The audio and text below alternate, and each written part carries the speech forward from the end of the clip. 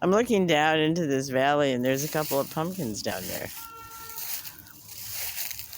1, 2, there's 3 pumpkins down there.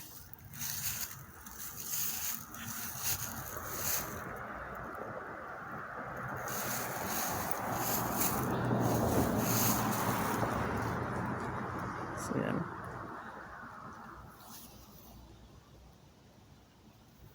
I wonder if they grew down there, or if somebody threw them down there for the animals. It looks like somebody tried to walk down right here.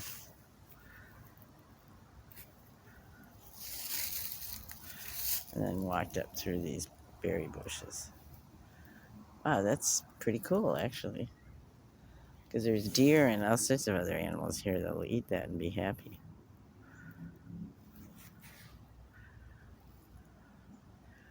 Amazing. Have a great day.